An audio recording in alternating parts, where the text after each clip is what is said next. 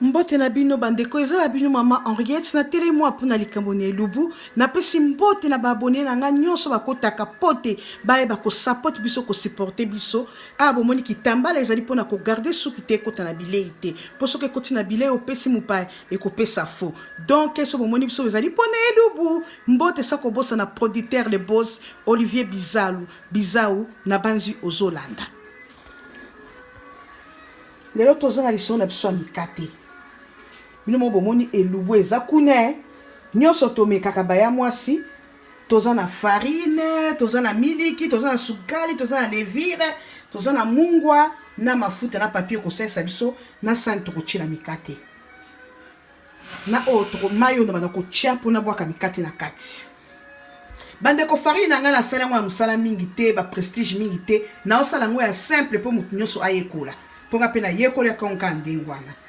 na poti pati na nga oliboso pona na zambu takosimbela nga te yango nde na potaki yango me na koya ko expliquer nafa oyo ezaki farine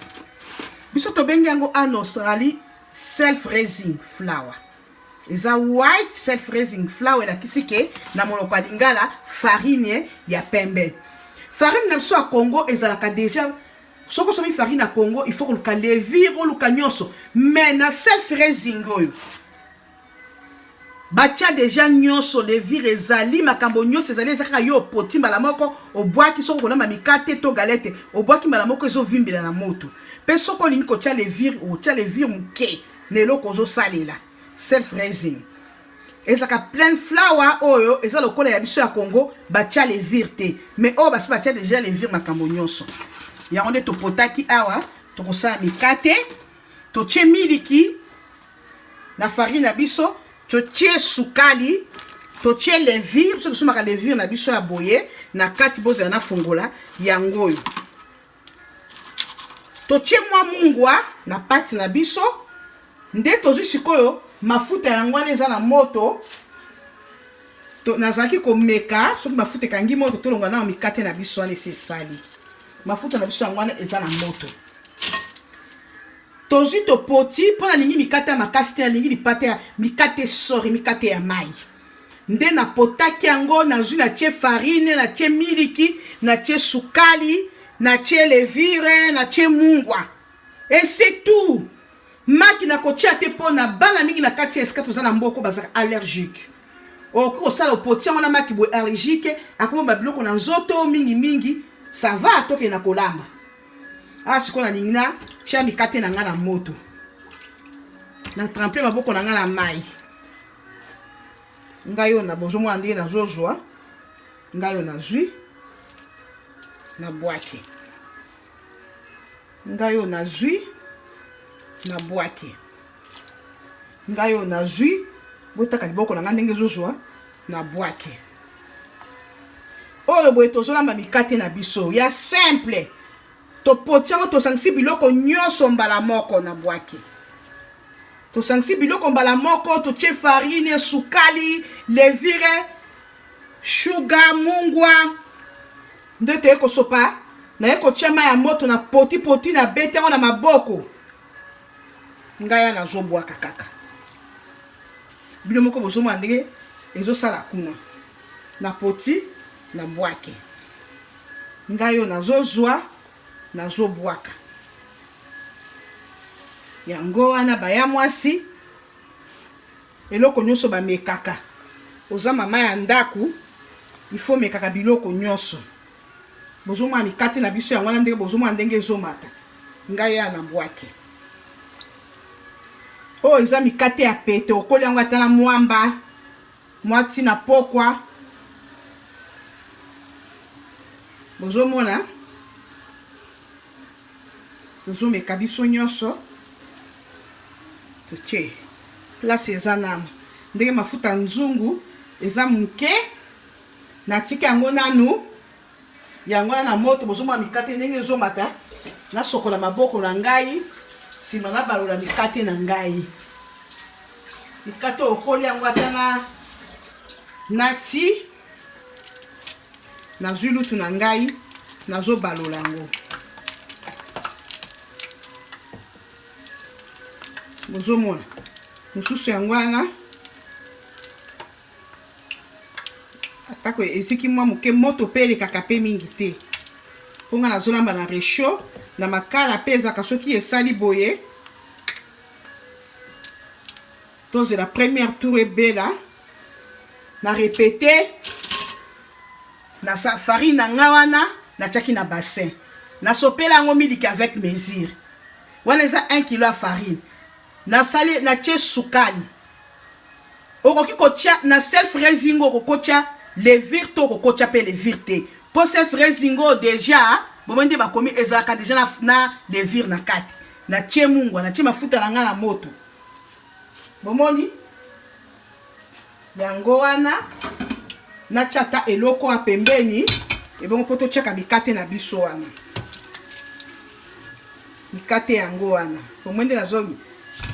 bamamo balambaka mikate na weze oyo batie moto liboso nakanisi kongwe ndo ozolamba mikate na yo bato bazoya kosomba bomoni mikate na biso yango wana awa lisusu na bandi kobwaka sima na kwa kopresente mikate na nga na sani il faut koyeba kobwaka ata kobwaka ngonga mpe nazotanga baya mwasi bamosusu bakataka na lutu bamosusu ka na maboko bakoma baspécialiste na kati awa sikoyo en tout cas nazokumisa producteur nango asimbi masolo ya Ariette Kilumbu Shembo TV alobi ye kado kopesa Olivier Bizalu vrai producteur na kati ya Canada kala mingi tako na Australie ko visiter abifo akoma aya pena biloko production ba pareil les boss Olivier Bizalu producteur ya solo ban Australie pe bazoluka basala makambo bazoluka mutako produire bango na ba théâtre na ba musique les boss Olivier Bizalu azota Canada na Toronto azoya pona azaka pona mutu nyonso azala pona mutu nyonso Olivier Bizalu les boss alabaki mama Ariette na lingi osala lelo mikate ye nazo produire ezu mikolo yo donc choix ezalaki te soki boss alobi le boss Olivier Bizalu alobi po ye nazo simba mikolo chaîne ya ezu photo sale lango kaka kala mingi tazota Canada aza kotala ndenge masolo eza koleka na Australie bomoni mikate talo tobimisaki te première tour angwana bozomona tozela pe oya mibale na batisata mwa moko awa moke na nde ok na sopa esu maboko nazalanga spécialiste na mikate te tozomeka mama yo po ozotala mekaka okozala olia toza na feti ya mukele kwa simple mikate okolanga kobonda boninga lamba boye lambelanga mikate te mekaka yo pe soko mama ezu azomeka bona azolakisa yo pe kota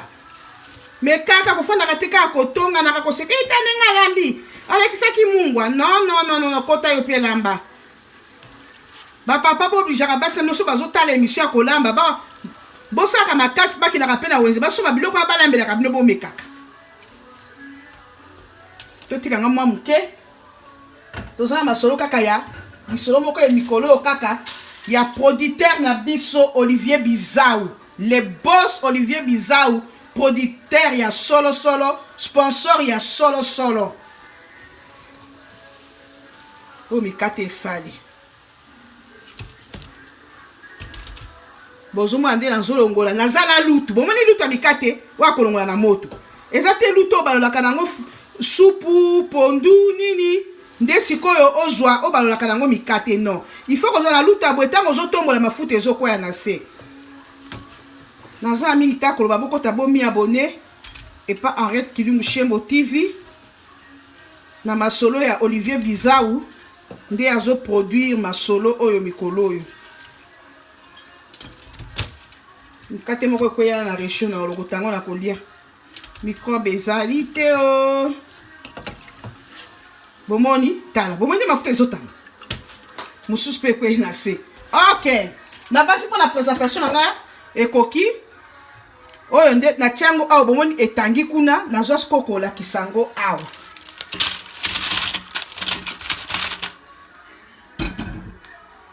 baya mwasi ebimi to ebimi te mikate ebimi quand même tozo meka ata soki ebimi ba mitu mutu akomela nango tina tongo c'est bon bokota kota et pas Henri Kilumbu Shembo TV masolo eza wo mutu azopeta masolo mikolo eza Olivier Bizau le boss Olivier grand producteur mwana Canada ye tokozanga to bana ko boake tang miso po azo produire azo salisa mutu ndenga to kotikela masolo na biso te ok sur bay zwa kopwati chala tino ya rouge na mikate no mela mama meka biloko yangwana eza mikate moko simple easy meka olamba la pe famille mon papa za posa mikate ok na fait papa ki kotonisa mikate bele ba li mikate ba kangina ba chasser po mama e ba kola mikate te tango moni ya simple boy kota meka pe olamba ko le bala baba na okanga mikate na ba feti mama kanga mikate na feti papa chaka tala sa letuna mikate tango tale pas mère Ariette aussi solution yango ok, see bye my baby, ma baby nyonso bisous ba sponsor na ngai. Oh bisous ba abonné na nga bomi abonné pa mère Henri Kilumbu Shembo.